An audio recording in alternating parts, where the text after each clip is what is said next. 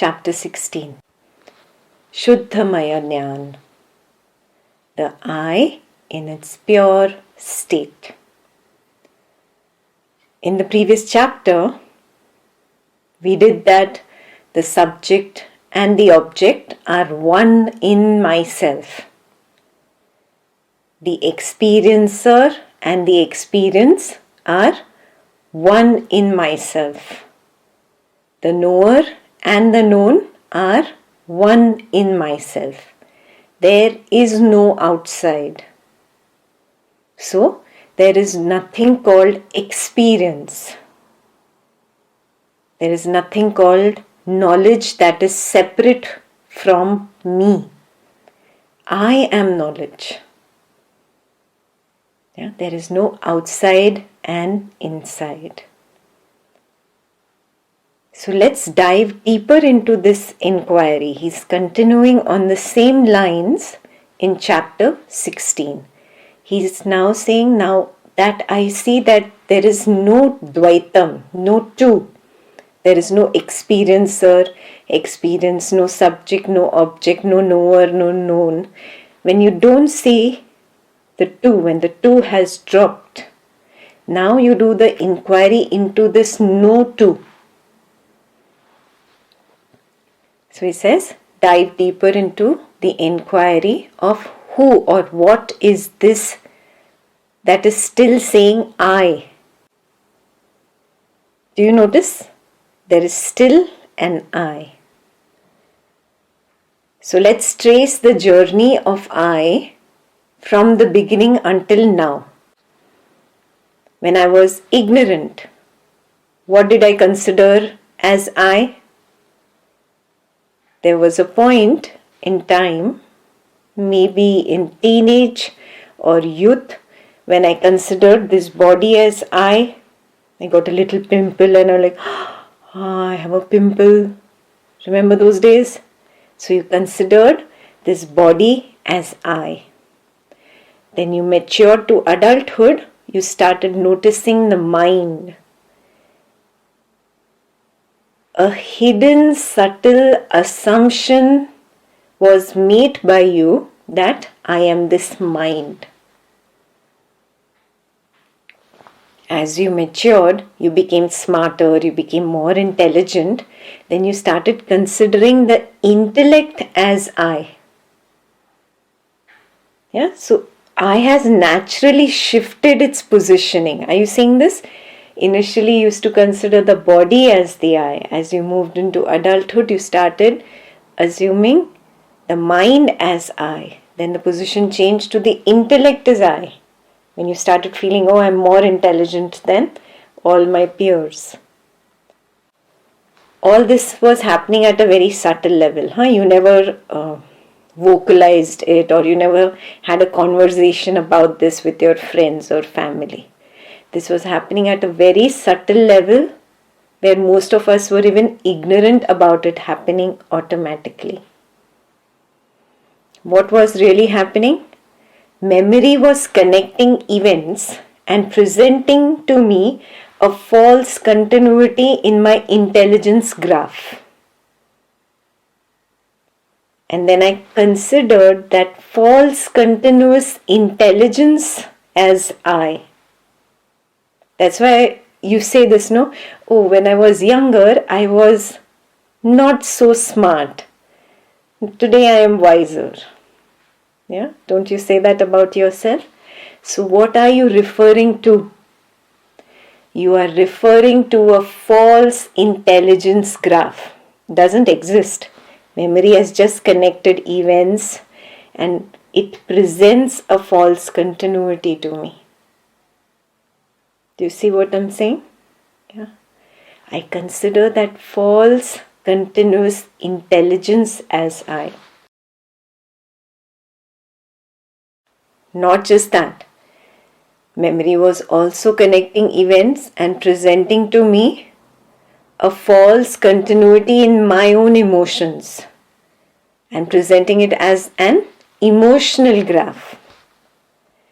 And I considered that false continuous emotion or feeling as I.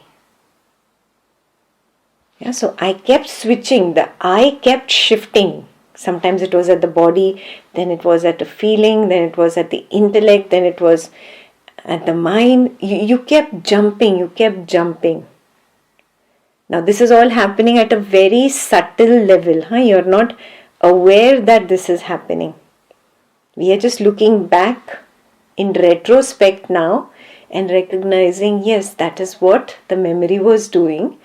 And I, the awareness, forgot my stand and started considering the body as I, or the mind as I, the intellect as I. Even this memory, sometimes we became one with it and considered ourselves to be the memory. So at a subtle level, I went through many different beliefs about I as I matured through life. Then came Advaita.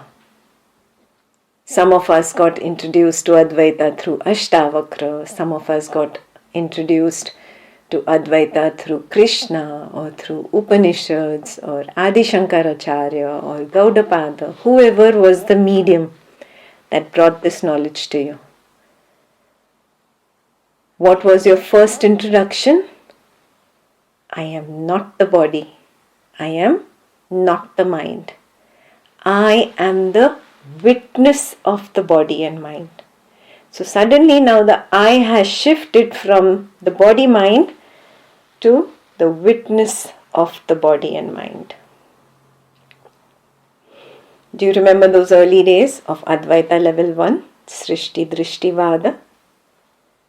I am not the body, I am not the breath, I am not the mind, I am not the thoughts, not the feelings, I am not the memory, I am a witness to all of this. Yeah, and you actually did a self-exploration, you did self-inquiry, you investigated. I know the breath, that means obviously I am separate from it. I know the thought, so I am separate from it. I know the feeling, I am separate from it. I know memory, so I am separate from it. I can see my intellect come up with smart ideas and total rubbish ideas sometimes. I am separate from it. If I am separate from them, how can I be any of them? You remember those early days of investigation? Yeah. So from Srishti Drishti Vada, I am the witness, Advaita level 1, you move to Drishti Srishti Vada, Advaita level 2, where you saw, this sense of I, this witness is not continuous. This I is nothing but simply an I thought that arises and dissolves. This means that the witness that I considered myself to be in Advaita level 1, that is also not continuous, that also arises and dissolves. But who is knowing that the witness just dissolved? That means I am separate from the witness also. When this recognition happens, you have just begun your Ajatavada journey, Advaita level 3. So you saw your journey, it was just the shifting of the I. Yeah? Now the I shifts to pure consciousness, Advaita level 3. Yeah?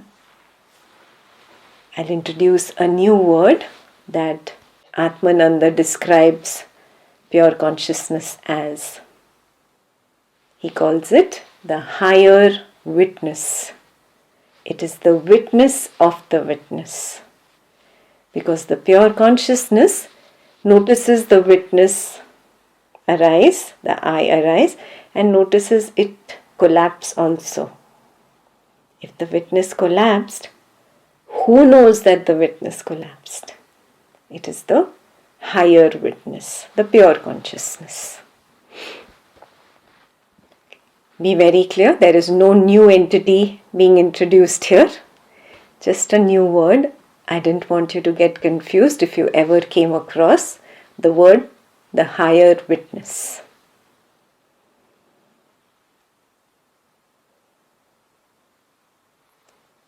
Now it becomes clear that the pure consciousness is the void in which the lower witness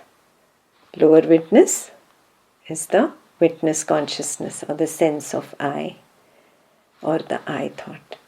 So it becomes clear that pure consciousness is the void in which the lower witness arises and then thoughts arise, which means mind arises after that, and then the body arises, and then finally the world arises.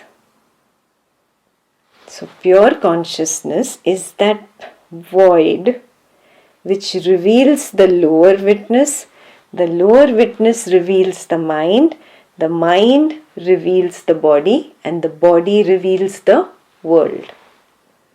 It is like a mirror inside a mirror, inside a mirror, inside a mirror. So, the pure consciousness is the higher witness. So, just to become clear, let's see what is the difference between the lower witness and higher witness. You can divide your page into two. Just draw a line through the page and write lower witness on one side and higher witness on the other side. At the lower witness, knowing was the only possibility. The lower witness or the witness consciousness knows that there are thoughts, knows that there are sensations, knows that there are perceptions. So who knows everything? Lower witness. At the lower witness level, knowing was the only possibility. At the higher witness, pure consciousness, what is there? There is simply being. Just being. B-E-I-N-G. Simply being. At the lower witness, you had memory as a function of the lower witness. That's how you knew there's a sensation arising, there's a perception dissolving, or there is a feeling arising and the sensation is dissolving, or there is a thought arising and there is a feeling dissolving. So who knows all this? The lower witness knows. And so memory is a function of the lower witness. At the higher witness, pure consciousness, what is memory? It is just another arising. You just see it as another thought that arose, that played for a while and it dissipated. That memory is also made of the same thing as consciousness. So there is no sense of duality at the pure consciousness or higher witness level. Do you see this? Yeah, because that wave is made of the same water as me, the ocean. That is how the higher witness sees memory. And memory at the lower witness level is my function. I see, I understand, I am the witness. So do you see the difference between lower witness and higher witness?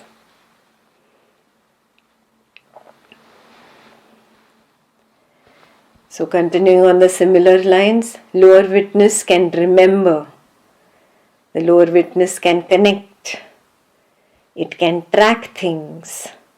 Yeah, because there is understanding, there is knowing, there is memory, it tracks its memory. Yeah, it recalls. So at the lower witness level, all this is there. But at the higher witness level, there is no remembering, no tracking, no connecting things. There is simply being.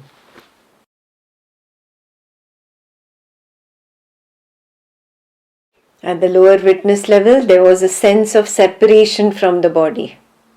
Do you recognize? I'm taking a stand as the awareness. You learned that way. You were just going to the witness level. Yeah? Separating from the body and mind. So there was a subtle sense of duality there. But what happens once you have recognized that I am the pure consciousness? There is no separation at all. In fact, you recognize it as a wholeness in which the witness, the lower witness arises, in which the mind arises, in which the body arises, in which the world arises. This is a complete whole. Yeah, you recognize the Purnata. So this Purnata is recognized only at the higher witness level, at the pure consciousness level.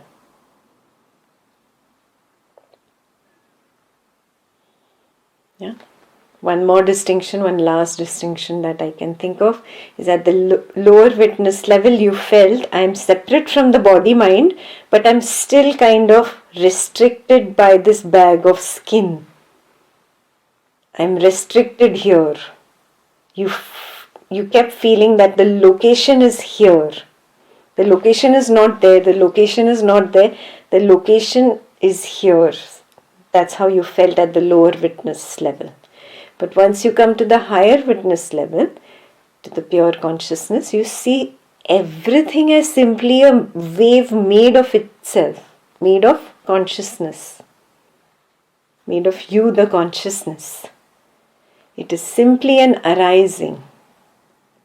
Yeah? Whether it is the body or the mind or the world, everything is simply a wave. That's it. And it is made of me, the consciousness. It has arisen right now. It is playing for a while and soon it will dissolve. Moment to moment, waves dissolve. Moment to moment, they dissolve. Yeah, so it's just the perspective, how your perspective changes. Your eye moves from this lower witness, which is the witness consciousness, to the higher witness, which is the pure consciousness. So homework for you. You recognize, has the eye moved from this lower witness to the higher witness?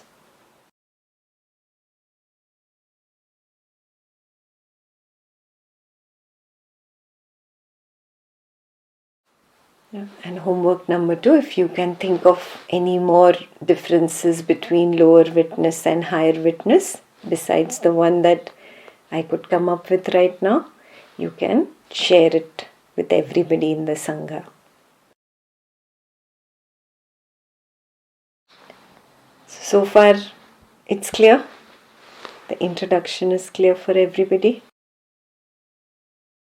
Now we go to the first verse.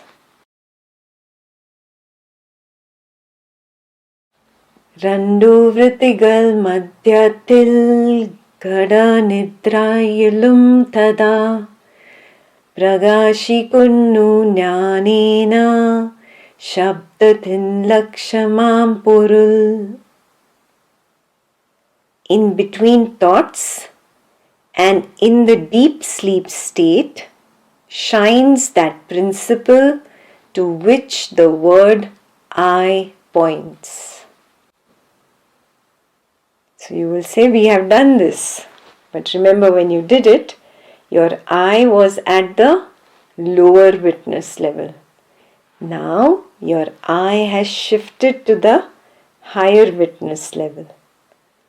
Now you look at the same point. In between thoughts and in deep sleep state shines that principle to which the word I points.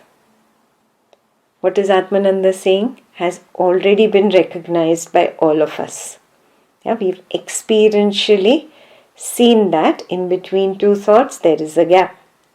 In that gap, there is nothing but this pure consciousness or the light of awareness.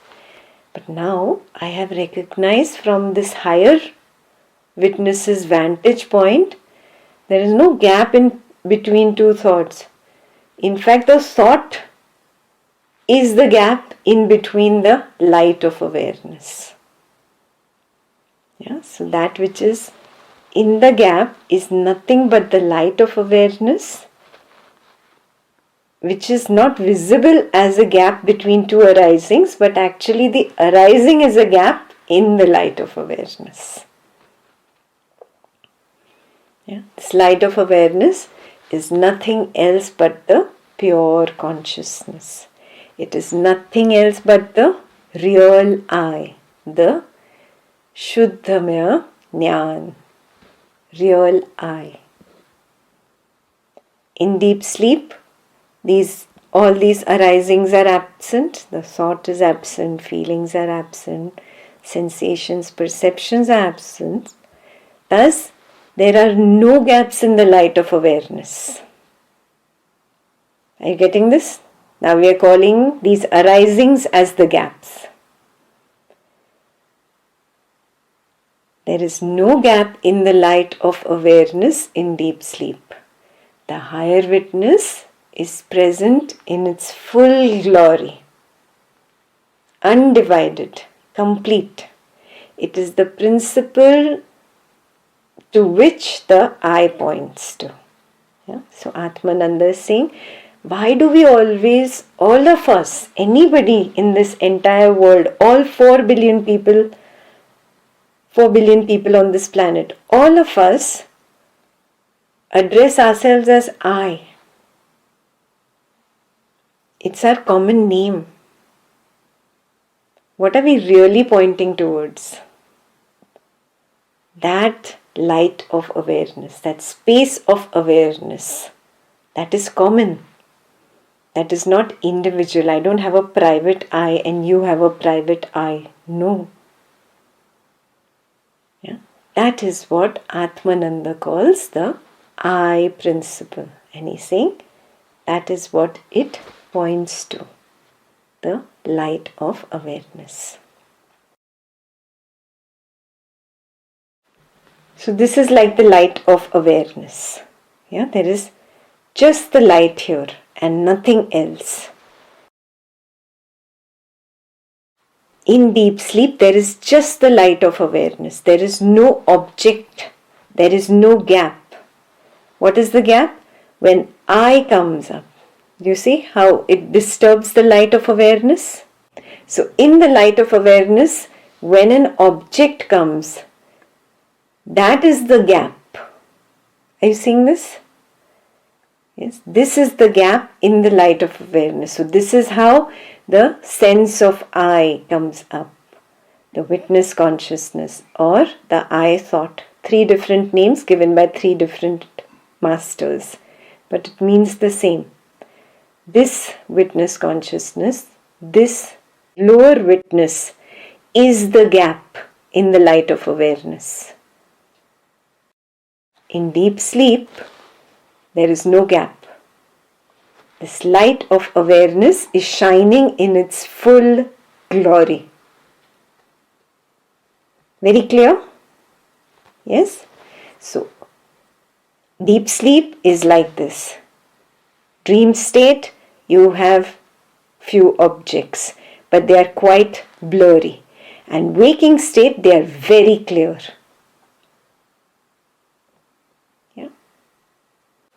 This is the reverse way of looking how we used to normally look at waking state, dream state and deep sleep state. We thought the waking state is the brightest state, the dream state is the blurry state and deep sleep state is the dark state.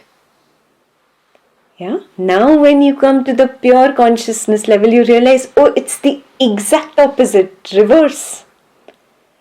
The deep sleep state is the complete, full, 100% light, shining in its glory. The light of awareness shining in its glory.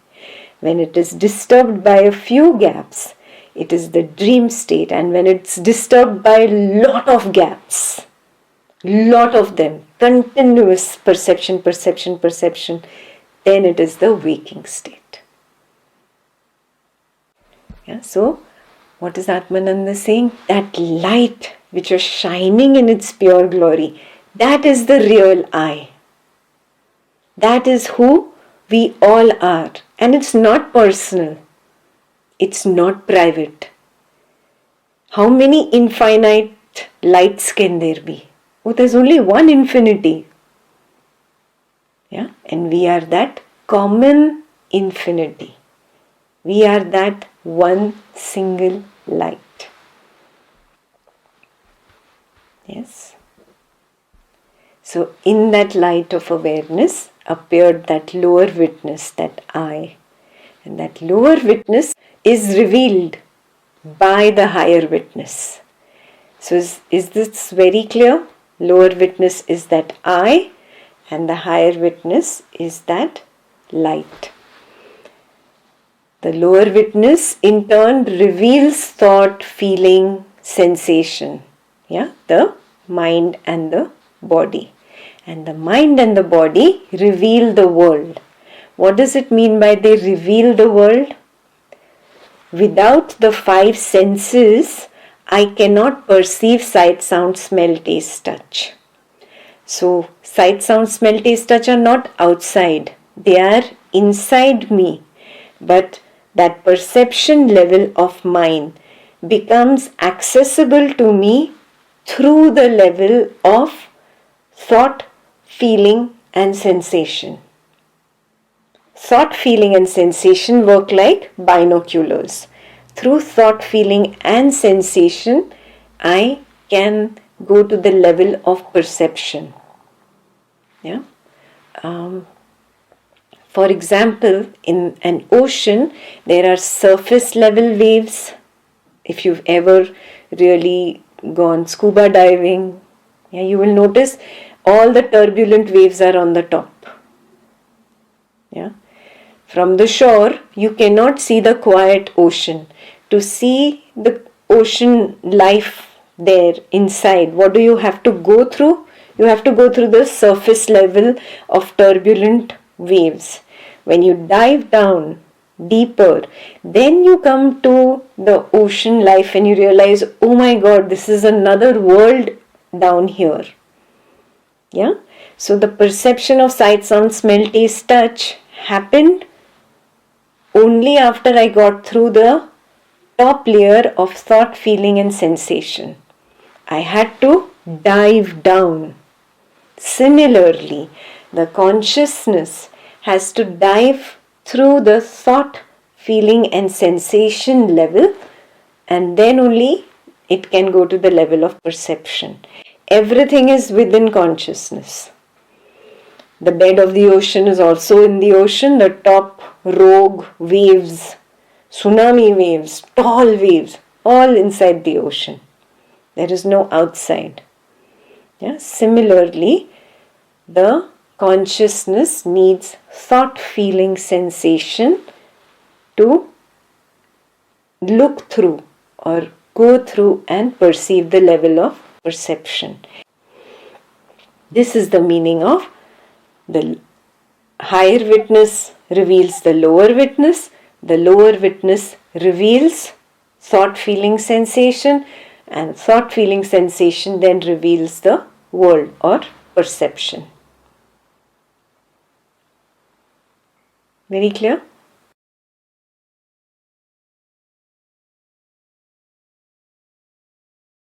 So if this is very clear now, we will move on to verse number 2 and see what Atmananda is taking us towards.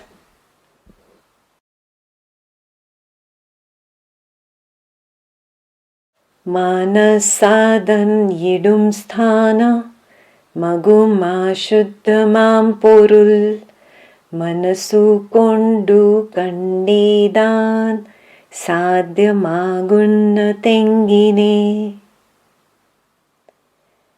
There the mind has dissolved and cannot therefore perceive it.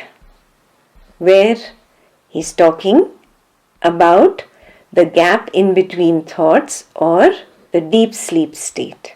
In the previous verse he spoke about the gap in between thoughts, and in the deep sleep state shines the principle which is I, which is the real I. He's talking about the light of awareness. When the mind arises, when thoughts arise, they are just like waves. They dissolve into it and therefore they cannot perceive it. We have those cute stories that we tell kids, no?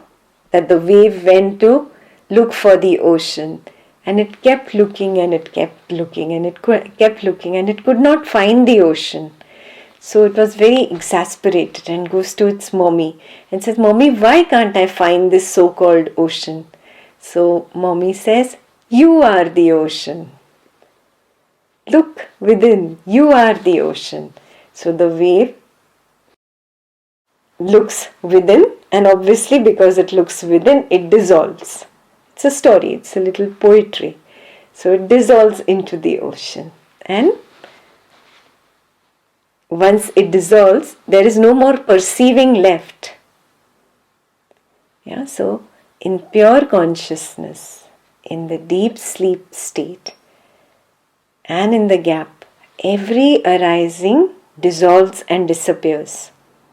Every thought, every feeling, every emotion, every idea, every concept, every judgment, every pleasant sensation, every unpleasant sensation, every perception of sight, sound, smell, taste, touch, all of these completely dissolve into the nothingness of pure consciousness. In that void, in that light of awareness, everything dissolves. And once they dissolve, there is no more perceiving. Yes? So now I had explained that the consciousness needs the level of thought, feeling and sensation to perceive the world. Yeah. When thoughts, feelings, sensations, perceptions themselves dissolve into the consciousness, where is perception? There cannot be any perception. So all this is mind. The mind dissolves into pure consciousness. That is why the mind cannot perceive the nothingness. It can never perceive the real I. So what really happens to the mind when it goes there? Why does it dissolve? Why can't the mind perceive the light of awareness? This Atmananda will tell us in the next verse, verse number 3. Adine lakshya makumbo ladai mari manasaho manastvam vittu needum samadhi yadu thanneyam. When the mind is directed to it, it changes into that, losing the characteristics of mind. This is called samadhi. So I told you the wave went looking for the ocean. Mom said, you look within. When it looked within means the mind is directed towards the pure consciousness. When it looks within, it changes into that. The wave became the ocean.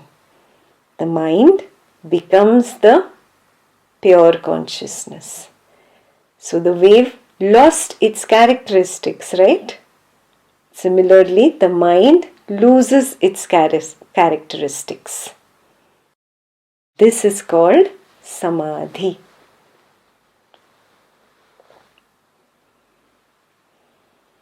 This is your own experience. Whenever the mind is directed towards the pure consciousness, the mind dissipates into nothingness.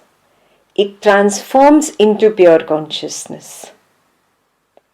The wave becomes one with the ocean. It merges with the ocean. It loses its identity. So when thought, turns inwards or the feeling turns inwards, it merges with the consciousness and loses its identity. Let's do this experimentally. And put your pens down for a moment. And with full attention, become aware of the heaviness of the body, the solidity of the body. Now take a step beyond the body.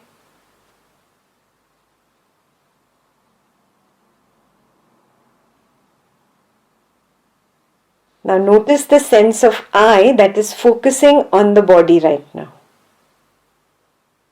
The sense of I is the witness of the body or the lower witness. Now bring up a thought. This is the lower witness. Repeat it to yourself. This is the lower witness.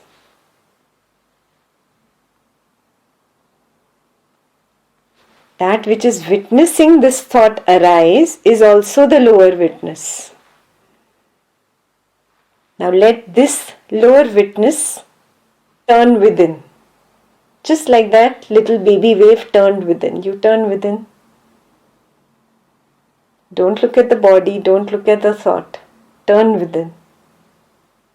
Do you notice how the lower witness dissolves instantly? It is the fake I. It is fake. If it was real, if it was permanent, it could not have dissolved. It is simply an I thought. That means it is nothing but the mind. And whenever this I thought is directed inwards, it dissolves and disappears. And what remains after it dissolves and disappears? Just the pure consciousness, the light of awareness, the real I. That real I carries no sense of I in it. Do you notice the difference? So there's one more difference. The lower witness has a sense of I. The higher witness does not carry a sense of I. Yes? The sense of I was at the lower witness. It looked inward. It dissolved into the higher witness. Here there is no sense of I. Just a sense of openness, beingness. That is called samadhi, he is saying. That is open-eyed samadhi, when you remain as the higher witness, as the pure consciousness, as the real I.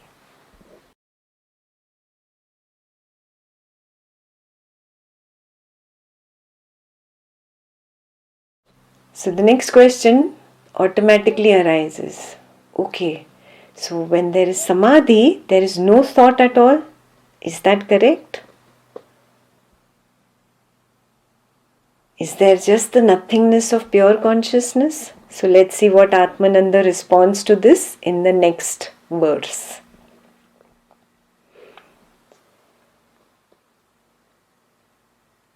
Vrittiyulla podum vritti Illatha podum Swarupa sthiti yundengil Aduthan sahaja sthiti. Whether there is thought or not, to be always self-centered is called the natural state or sahaja samadhi. Atmananda is one of the few teachers who has clearly said that whether there is thought or not, if you are turned inwards, if the arrow of attention is inward facing and not distracted by the thought, then you are in sahaja samadhi even with the thought arising, playing and dissolving away. This is revolutionary. So this means, there is drama going on in the family around me, and there is a thought of anger or hatred or disagreement, and it arises and it falls. If I maintain my stand as inward facing, not distracted by the thought, not distracted by the drama in the family, but constantly I am inward facing. Even amidst drama, I am in Sahaj Samadhi. He calls it the natural state, because you are always self-centered. Not self-centered the way we learn in the English language. This is a direct translation from the Malayalam language. Self-centered. Looking inwards, not outwards. Not distracted by thoughts, feelings, sensations and perceptions of the drama. He says this is the natural state. It is the simplest samadhi. Saint Kabir says, Sadho, Sahaj Samadhi Bhali. Friends, Sahaj Samadhi is the best. And remember, Sahaj Samadhi is not chanting a mantra. Not chanting a mantra out aloud, not chanting a mantra within, not chanting a mantra. Because then you're stuck in the perception of sound. It is not focusing on the breath, because then you're stuck at the body level, you're facing outwards. It is not about thought. You cannot think of a guru, a god. You cannot be thinking, no thought, because that is still outward facing. What is Sahaj Samadhi? When I'm turned inwards, my arrow of attention is inward facing. Basically, I stay as the light of awareness. The same thing we learned in I Am That. What did Nisargadatta Maharaj say? Not using the witness consciousness is samadhi. In short, letting the witness, the lower witness dissolve and disappear into the higher witness without being distracted by external objects is samadhi.